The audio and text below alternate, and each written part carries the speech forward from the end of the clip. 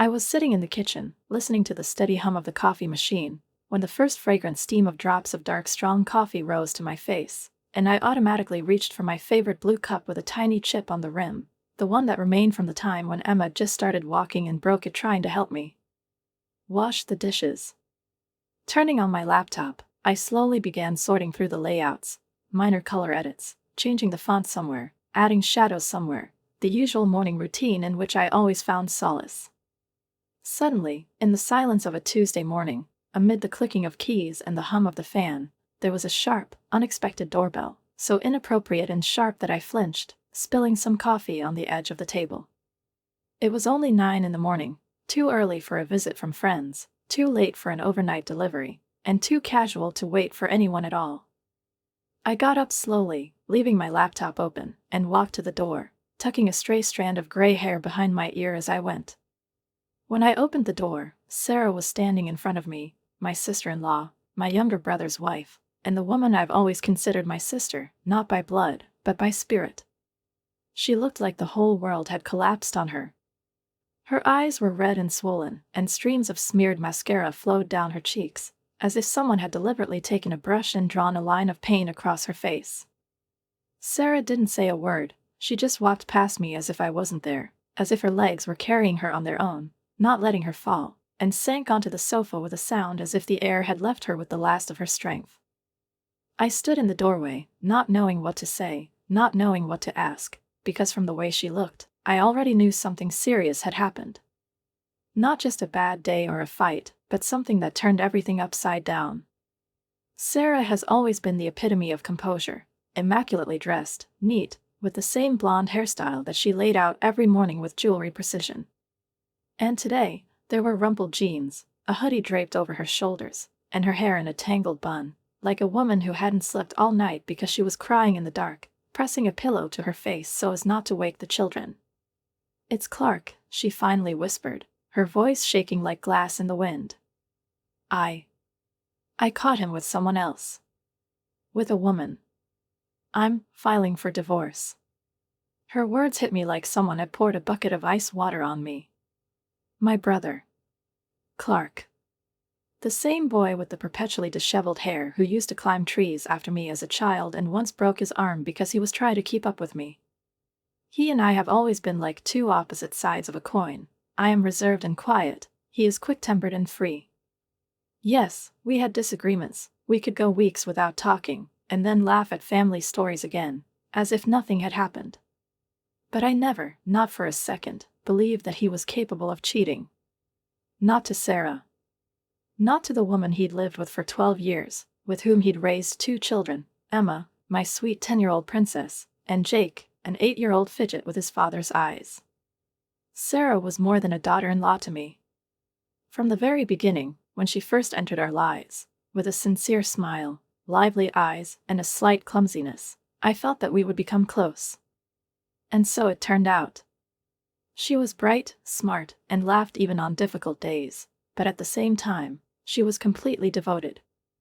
Not just Clark, but the kids, the family, the life.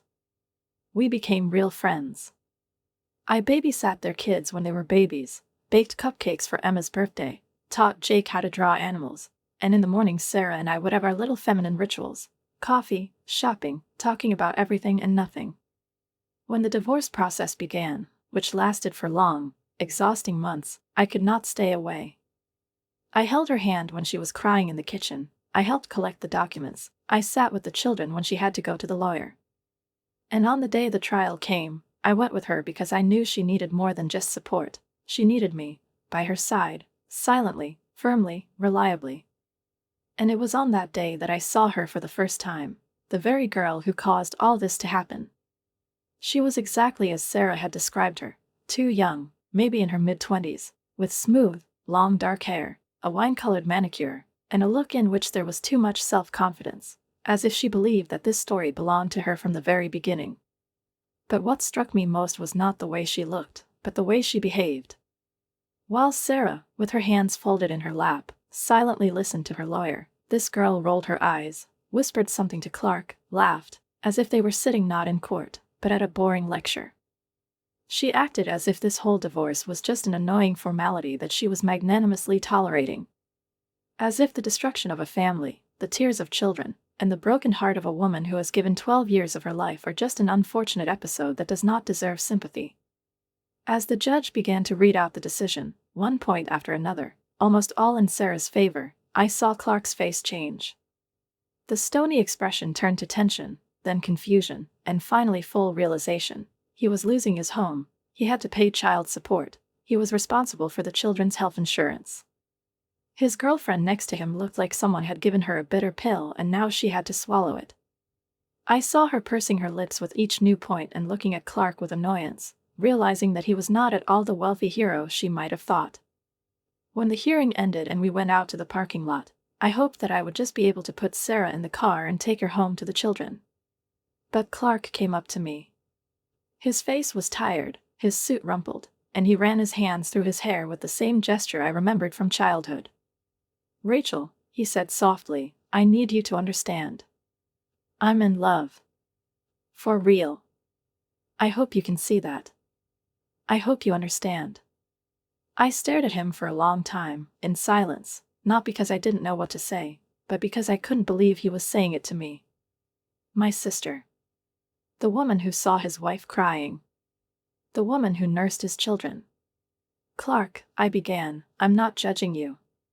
But I don't understand either. You had a good life."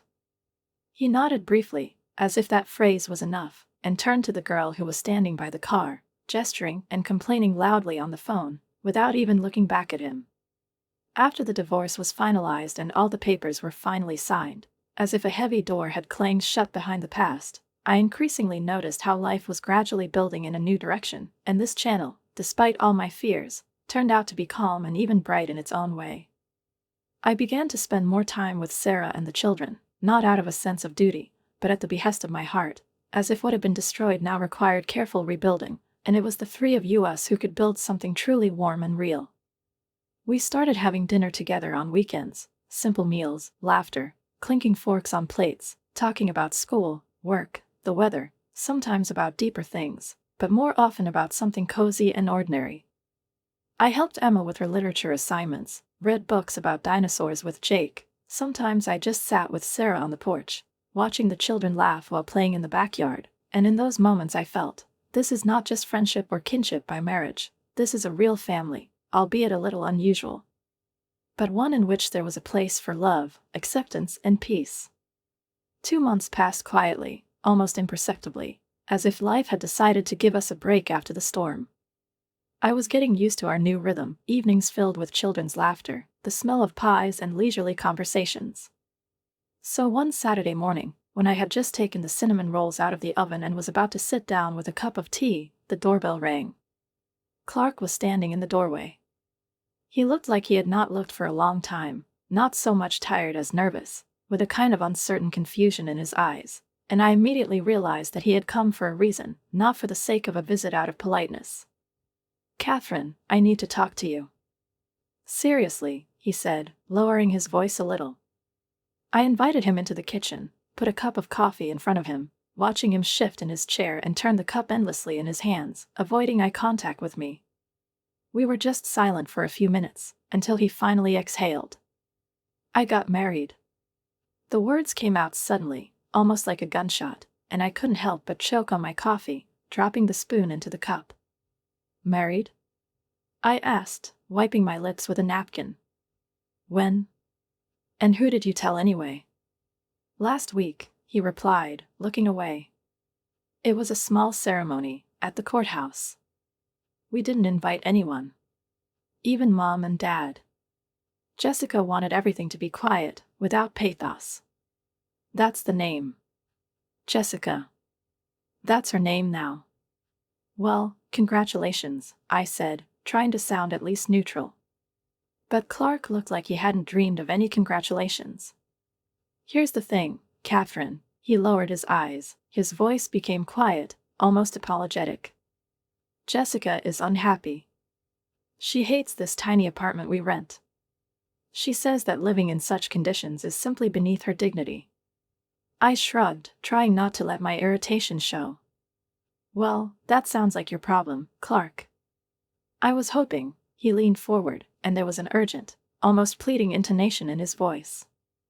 I was hoping you could help us. Can we stay here for a while? Just until I collect the money for the initial payment. Well, 6 months at the most. I stared at him, not believing what I was hearing. Do you want to move here? With her? Please, Catherine, he said, clasping his hands. I'm desperate.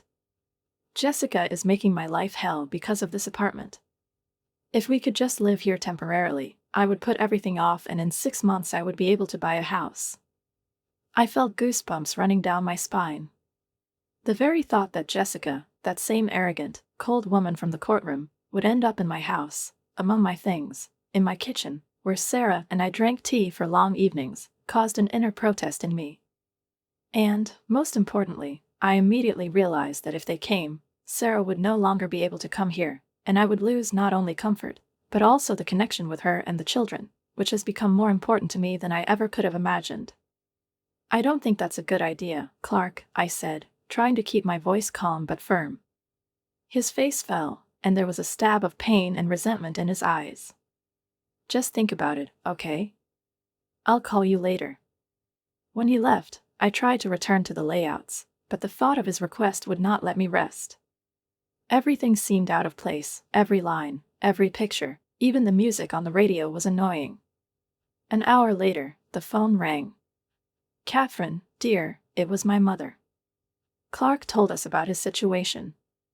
She used that special tone that I remembered from childhood, affectionate, gentle, but always foreshadowing a request that cannot be rejected without feeling like a terrible daughter. Mom, you don't understand. We understand, honey, she interrupted. This is your chance to help your brother strengthen his new marriage. Jessica she needs a little time to adjust. A stable environment would help them both. Dad picked up the phone. His voice was calm, restrained, but no less heavy. Catherine, the family helps the family. Clark made mistakes, yes. But now he's trying to fix it. This is your chance to become a big man. They continued to talk, alternating between each other, and I felt myself growing tired of this insistence, of the oppressive guilt that tightly enveloped my thoughts. Family. Responsibilities. Support. All these words sounded like a booming alarm bell, and at some point I just gave up. Okay, I breathed. But only for a few months. No more. Oh, thank you, dear. You're doing the right thing, Mom exclaimed, and her voice rang with relief. After I hung up the phone and the silence returned to the kitchen, where the kettle was still sizzling on the stove, I sat for a long time looking into an empty cup, as if I could see the right answer in it, and the feeling that I had just done something irreparable hit me with a cold and heavy wave. Everything in me protested, every cell, every gyrus, every experience accumulated over the years of my life, screamed that I had allowed myself to be persuaded, had given in, had succumbed to pressure. But the words were said, the decision was made, and half an hour later I called Clark back and with forced calmness informed him that they could move. He thanked me, hurriedly and without much joy in his voice, and hung up, as if he was afraid I might change my mind. The week flew by in a strange tension, as if I was expecting a thunderstorm that was coming slowly but inevitably. And so on Saturday, in the middle of the afternoon, when I was sitting on the couch in the living room with a laptop on my lap, adjusting the lines in a new logo for a client, I heard a rumble in the driveway, a heavy, metallic, almost threatening sound that did not fit in with my ideas about two people moving out of a small rented apartment. I went to the window and looked out. There was a huge truck parked on the street, and Clark was the first to jump out, rubbing his hands and looking around like a man who was embarrassed but trying to act like everything was under control. Jessica followed him out, wearing skinny designer jeans, high heels with thin stilettos, and a white blouse more suitable for a fashion boutique than for lifting boxes. She was holding a tiny purse in her hands, as if she had come not to move, but to a social reception. I watched as the movers began unloading things, and the more boxes they pulled out, the clearer it became that most of them were not household items, but Jessica's personal possessions. Each box was neatly labeled: evening shoes, cocktail dresses, bathroom care products. In one of the drawers I noticed the inscription, "Makeup Mirror." Then they brought out a dressing table, a huge one with lights, and a treadmill that barely fit into the doorway. I opened the front door as they approached. Clark looked like he was about to fall, sweating and red-cheeked, and Jessica walked past me without slowing down, looking like she was entering a property she'd just bought at auction. "Hi, Catherine," Clark said, and hugged me awkwardly. "Thanks again for all of this." I just nodded, not knowing what to say, because at that moment, Jessica, without even looking in my direction, entered the house, her heels clattering on the wooden floor, which made my heart sink. She didn't greet me, didn't smile, just moved forward, with that peremptory confidence that always makes me feel cold inside in people like her. Clark called out to her. "Jessica, this is my sister, Catherine." She stopped, turned around, and looked at me as if I were an annoying interior detail, an ill-chosen carpet. "Hi," she said, looking past me, and immediately turned back to the living room, carefully examining every corner, as if assessing real estate. I watched in amazement as she walked around the house, opened doors, looked into closets, flipped switches, went upstairs without asking if she could, and heard her heels echoing on the second floor. A few minutes later, she came down, a satisfied smile on her face. "I like the master bedroom," she said with the confidence of a hostess. "The one with the dressing room. We'll sleep there." I couldn't help but laugh, short, nervous, ironic, because I couldn't believe she was serious. "This is my room," I replied calmly. "I'm not going to move from there." She shrugged her shoulders, as if she had heard something insignificant. "Well, I want that room. It's the biggest, and it has the best closet." I stared at her in silence, waiting for Clark to finally say a word, defuse this absurd situation, but he just stood there, looking down, as if he wasn't there at all. Then I repeated his words to him. "That's your problem, Clark. Deal with them yourself. I'm going to make some coffee." I went into the kitchen, feeling a wave of irritation and impotence begin to rise in me, and how I needed at least a few minutes to realize what had just happened. Behind me, I could hear Clark and Jessica whispering furiously in the living room, arguing, but doing it with restraint, as if I were an outside witness worth avoiding. A few minutes later, I heard Jessica stomping down the stairs, and the sound of her heels made an uncomfortable thud in my chest again. When I returned with a cup of coffee, Clark was directing the movers to take the boxes to one of the small bedrooms on the second floor, obviously the one that had once served as a guest room. I stopped in the doorway. "Is everything okay?" I asked, not hoping for an honest answer. "Everything's fine," he replied without looking up. "Jessica just needs a little time to get comfortable." The movers finished unloading in the late afternoon, and in order to somehow simplify the first dinner together, I decided to order pizza, something simple, neutral, and effortless. When the courier delivered the order, I called Clark and Jessica downstairs. A couple of minutes later, she appeared in different clothes. Judging by the sounds coming from the top floor, she had already managed not only to unpack her suitcases, but also to hang up her wardrobe. I recognized that characteristic rustle of bags, the creak of hangers, and the clicks of plastic boxes filled with jewelry and makeup. And when I came down to the living room, holding paper plates with hot slices of pizza in my hands, I found Jessica sitting at my dining table in a pose of absolute disinterest, as if her presence here was a great boon, given to me by an exceptional grace. She was leaning back in her chair, casually browsing through something on her phone, and her legs in a fresh pair of shiny ballet flats were casually stretched forward, as if this was not someone's house, but a room in a country hotel. I tried to take a step forward, open up a conversation, as befits a hostess who has not yet forgotten how to be polite even in a difficult situation, and said, "So Clark told me that you had a wedding at the courthouse. It must have been sweet. Such an intimate event."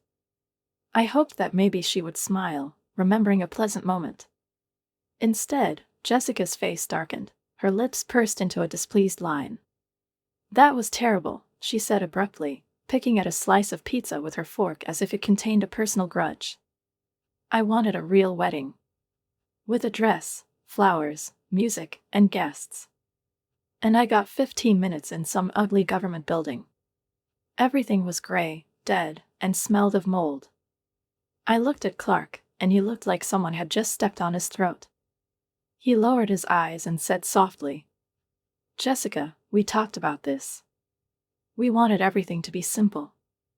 No expenses, no unnecessary stress. It was our choice." "No, Clark," she snapped, glaring at him. "It was your choice. I wanted a wedding. You're not." "Say so." I felt the tension thicken in the air, and in an attempt to smooth over the awkwardness, I changed the subject. "What are you doing now, Jessica? Where do you work?" She chuckled, not looking at me. "I'm not working right now. I'm focused on other things." "Which ones, if it's not a secret?" I asked, smiling tightly. She waved her hand vaguely, as if the question was inappropriate. "Just things. Clark earns enough money for both of us." I looked back at Clark, who was now staring at his plate as if trying to blend in with it. Knowing how many obligations he had now, alimony, child support, the loss of his home, I could hardly imagine that he was able to pull off Jessica's taste, which, judging by the 20 boxes and the treadmill, was far from modest. After dinner, I decided it was time to talk about the roles of living, to distribute household responsibilities, to discuss how we would coexist without interfering with each other.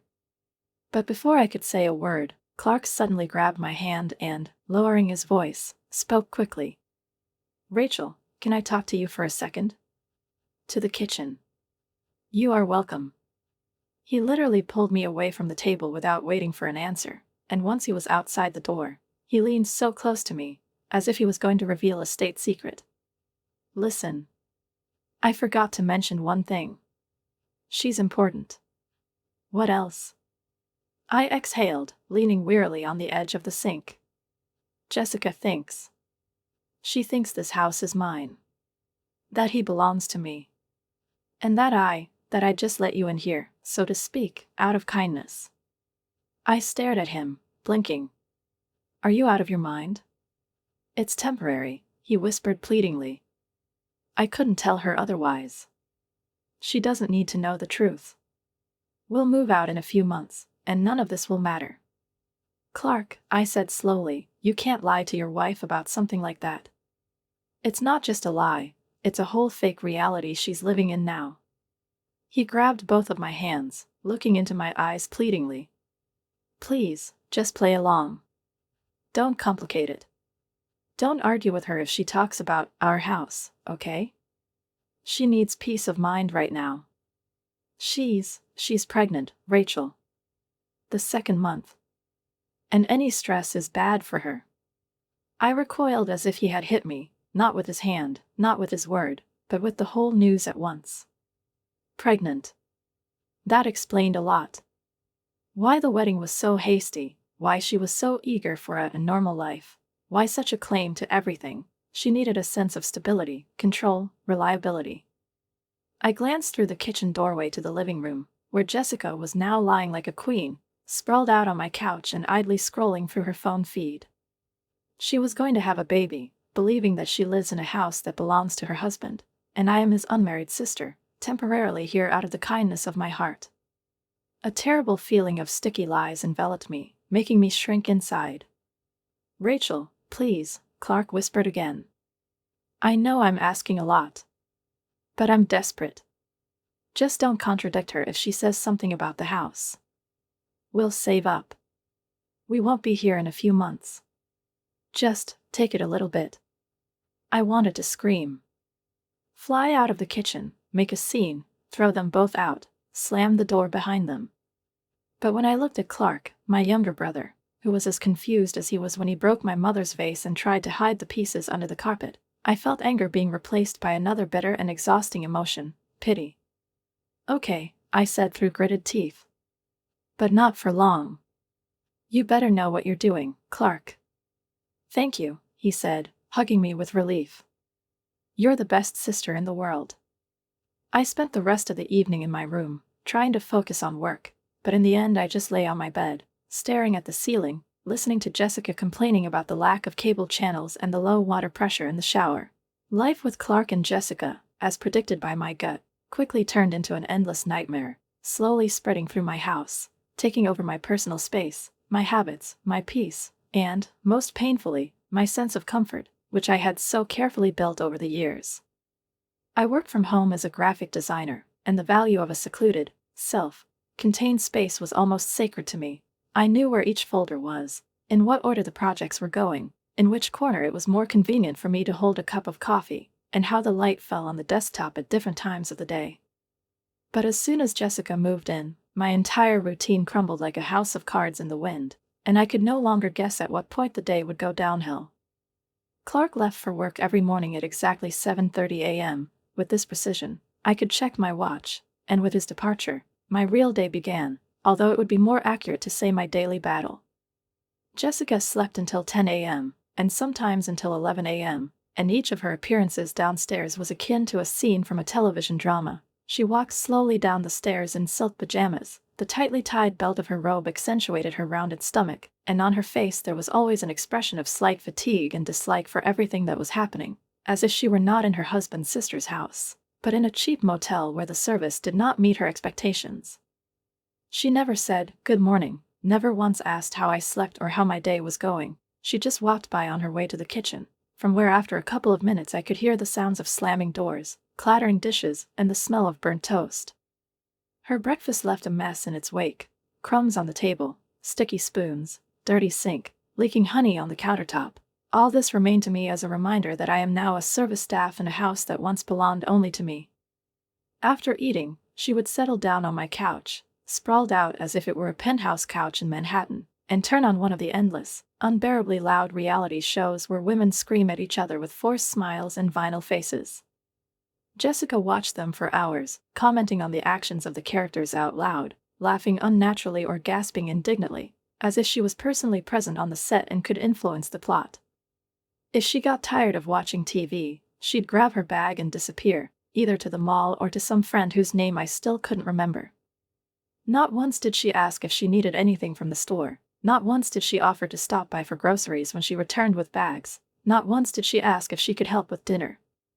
She treated my house like a hotel, where everything from toilet paper to dinner should be available, but it appeared by itself, without her slightest involvement.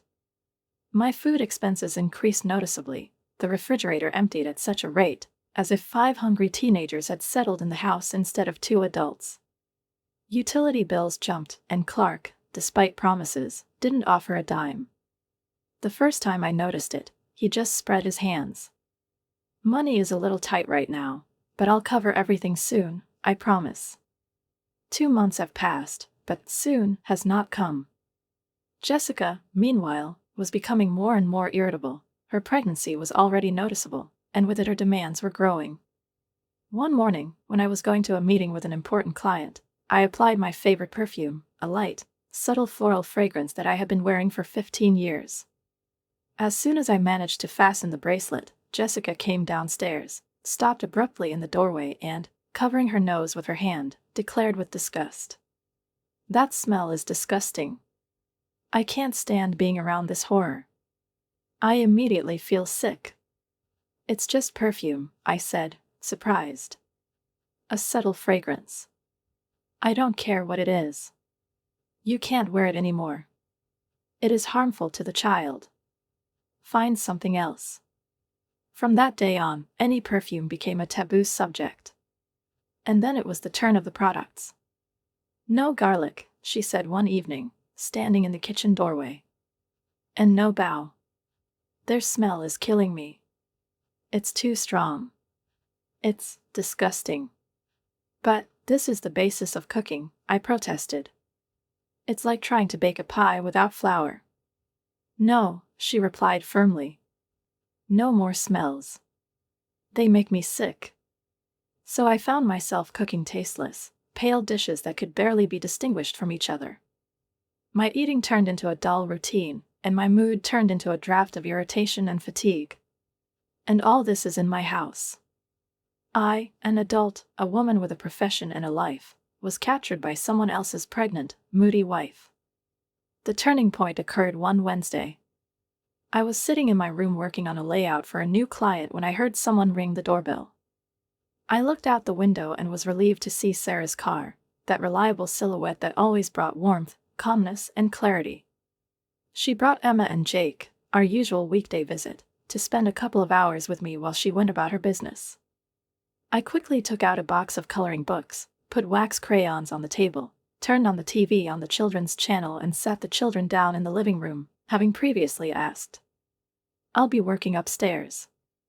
If you need anything, call me." Jessica had been complaining of nausea all day and, according to my calculations, was still in her room, the door of which was tightly closed. I decided that she was probably napping, and therefore the children could quite safely play for a couple of hours downstairs. I worked for about an hour, trying to focus on the layout, which I had been working on for the second week, listening to the sounds from the living room, where Emma and Jake were playing peacefully, occasionally laughing at something in the cartoon. Their laughter was light, innocent, the way it should be for children, and it only emphasized how quiet and calm they behaved. No shouting, no noise, just soft voices and the rustle of pencils on paper. I was even relieved to think that maybe this day would be without new incidents, that I would be able to finish the job without a scene in the kitchen or complaints about unbearable smells from my not very friendly roommate. But my hope was dashed by a scream that sounded sharp and unexpected, like a bolt from the blue. There was no pain in it, just anger, sharp, bubbling, demanding. I stormed out of the room and ran downstairs, kicking off my glasses as I went, and already on the stairs I saw Jessica standing in the living room with a flushed face, her hands clenched into fists, and at her feet were scattered coloring books and crayons that the children had just neatly arranged in colors. Emma was crying, trying to wipe her tears with her sleeve, and Jake was standing by the couch, tense and scared, as if someone had called out to him in the midst of a nightmare. "What happened?" I asked, still not believing my eyes. These little scoundrels," Jessica spat out, pointing at the children as if they were stray dogs trespassing on her territory. "They were running, screaming, and they wouldn't let me rest. I haven't been able to lie down properly for 2 hours. I told you I needed peace." "They weren't running or screaming," I replied calmly, trying to keep my voice within reason. "They were just coloring and watching cartoons. Jessica, they're kids. They even spoke in whispers. They're as stupid as their mother," she spat, looking at Emma with disgust. "They don't have any brains at all. And let them get out of here. I can't take this noise anymore. I need to sleep, do you hear? I need to rest, especially in my position." I felt anger rising in me, slowly, like water in a kettle about to explode, but I forced myself to breathe evenly, because the children were standing next to me, scared, confused, and I couldn't afford to lose control in front of them. "You're being unreasonable, Jessica," I said, as gently as I could. "They're just kids, and they behave like kids should." Her eyes flashed with an icy light. "Don't you dare tell me how to behave. This is also my home. I have rights. I'll talk to Clark. He'll figure it out." With that, she turned abruptly and stormed upstairs, slamming the bedroom door behind her with such force that the walls of the house shook. I knelt down next to the children, hugged Emma to me, hugged Jake, and whispered, "It's okay, honey. Everything will be fine. She's just not feeling well. Sometimes pregnant women become irritable." I made them snacks, offered to watch the cartoon, and let them finish coloring what they had started, but the mood was already broken, like a crack on a favorite cup. You can't glue it together no matter how hard you try. When Sarah came to pick up the children an hour later, I took her aside, because I knew that such a thing should not be hushed up. "She called Emma stupid," I said softly. "She said that she has no brains, that she is the same as you."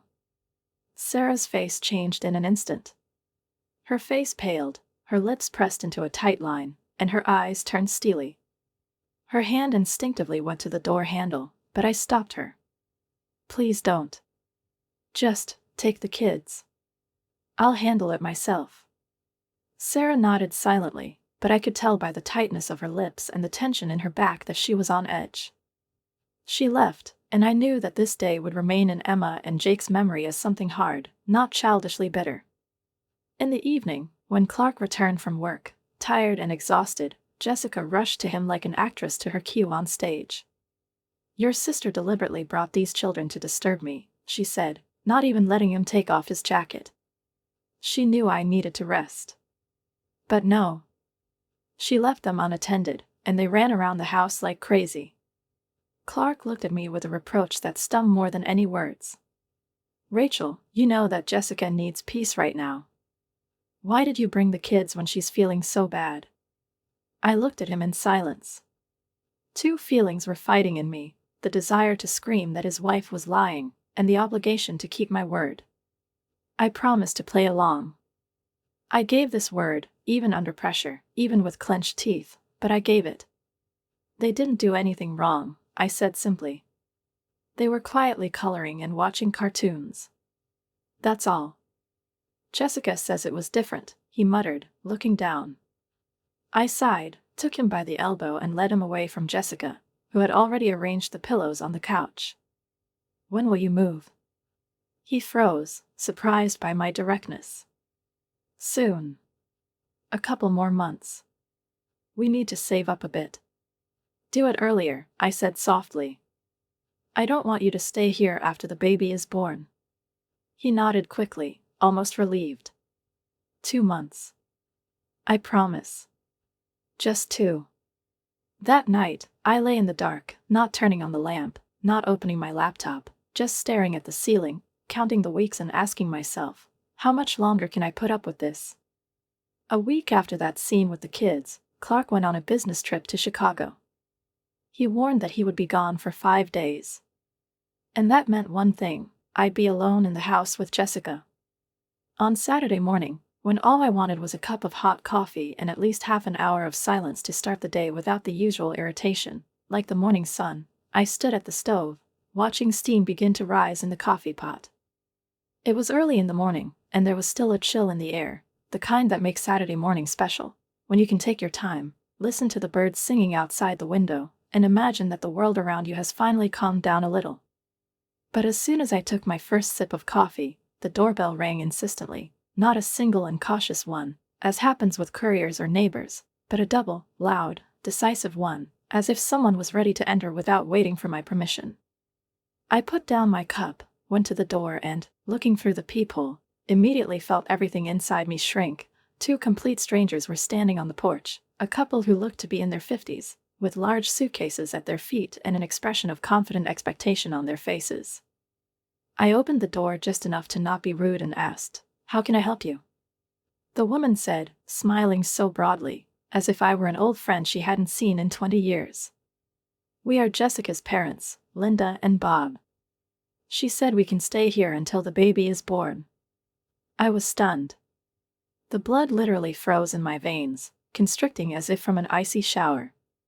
Before I could say a word, Jessica appeared behind me, cheerfully pushed past me, as if I were just a piece of furniture, and rushed towards them with an enthusiastic squeal.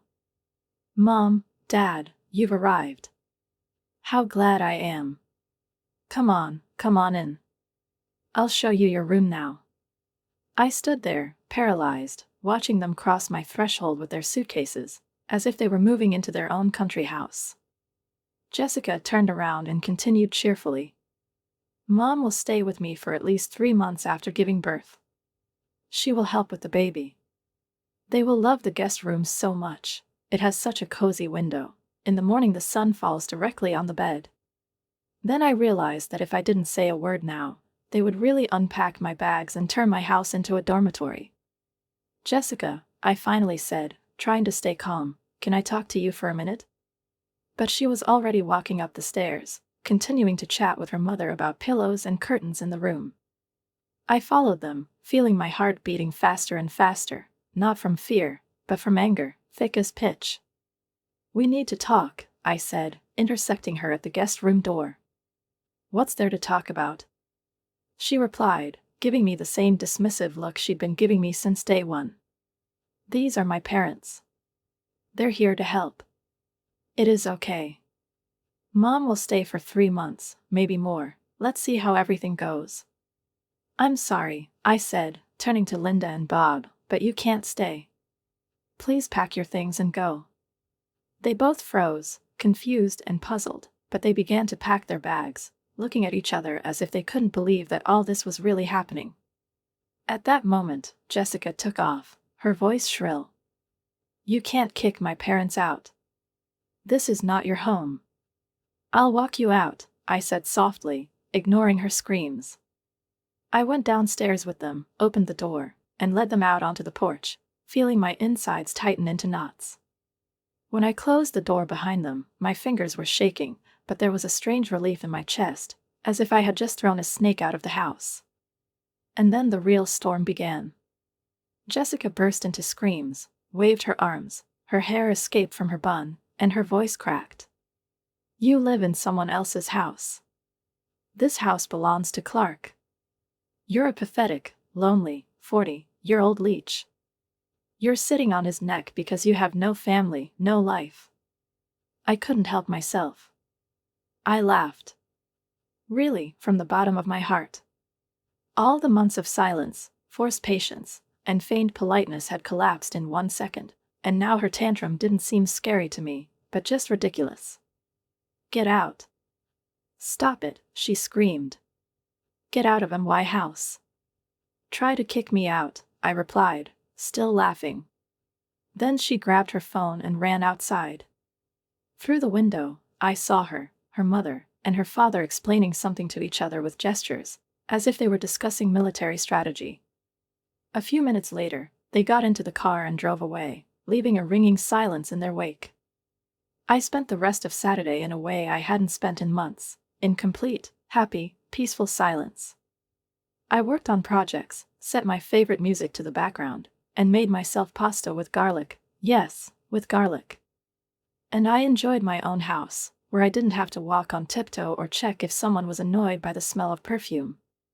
I even watched an old movie, laughing out loud, not fearing that someone would come in and roll their eyes. But Sunday morning started differently. I had just made tea when the doorbell rang again. I went over and looked through the peephole, and my heart sank. 2 policemen were standing on the porch. And behind them, with an expression of victory on her face, stood Jessica. She lifted her chin like an actress who got the role of life.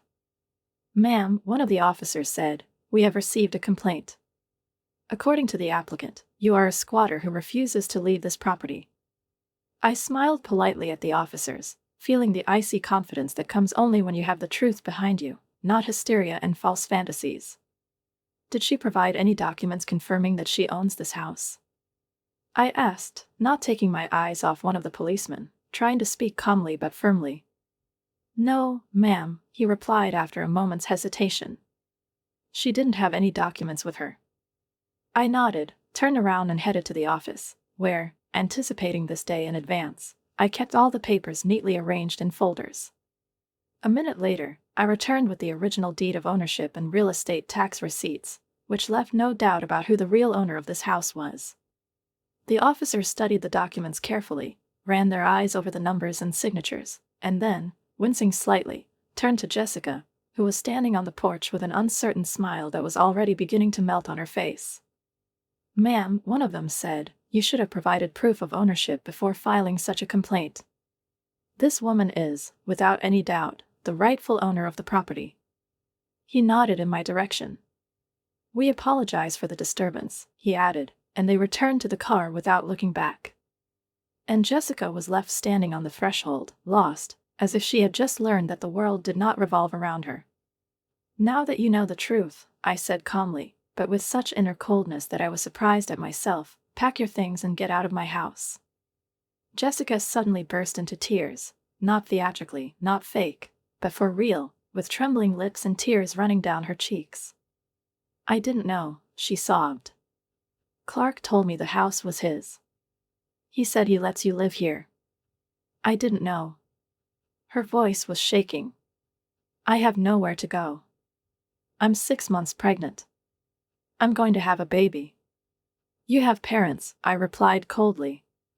"Go to them. You're obviously no stranger to bossing around their house." "They live in a tiny apartment," she murmured. "There's not even room to put a crib in there. And I'm going to give birth in 3 months. It's not my problem anymore," I said, and closed the door, leaving her standing on the porch. 15 minutes later, my phone rang. It was Clark. The call was from Chicago, and his voice came from the doorway shouting, "What the hell are you doing?" Jessica is in tears. She says you called the police on her. I didn't call the police, I replied calmly, sitting on the couch with a cup of already cold coffee. She called them out on me. You wanted to kick me out of my own house, Clark. And now she knows the truth. He paused for a second, then spoke with emphasis. Rachel, she's pregnant. She can't just walk away. She doesn't have any options. She has parents, I repeated.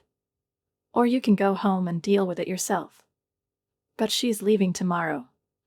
You don't kick a pregnant woman out like that. Look at me, I said, and disconnected the call.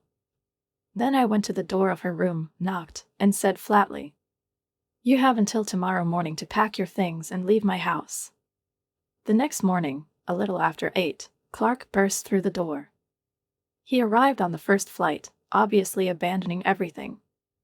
Jessica ran up to him, sobbing, and buried her face in his chest, and then they both started screaming, first at me, then at each other, interrupting, accusing, pleading, as if the noise could change the essence of things.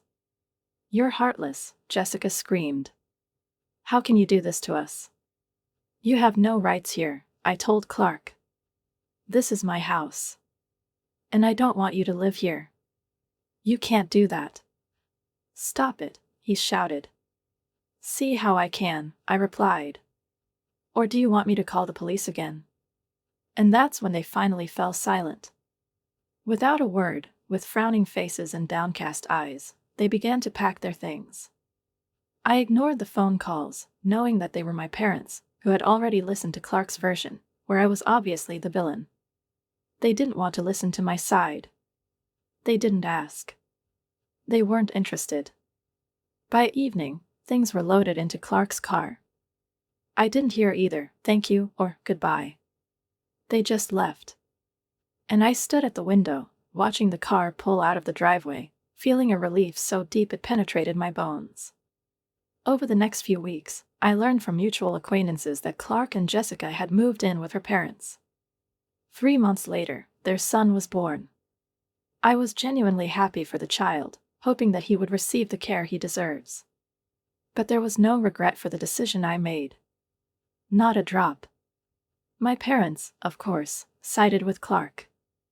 They stopped talking to me, and not a single letter or call from me changed their relationship. For them, I acted cruelly. For me, I just protected my home and my life. But something has changed for the better. Sarah has become closer to me than ever. She and the kids started coming over on weekends again. Emma and Jake, as if nothing had happened, hugged me tightly and brought me drawings. We baked cookies, played board games, watched cartoons under a blanket, and the laughter that sounded in my house was now light, sincere, the way it should be. They spend every other weekend with me. We now have our own traditions: morning pancakes with blueberries, evening walks in the park, secret cocoa recipes. I feel again that my home is not just walls, but a place where I am loved, respected, and where I can be myself. Clark and I don't talk anymore. But I've heard that he's fine. And you know what? That's enough for me.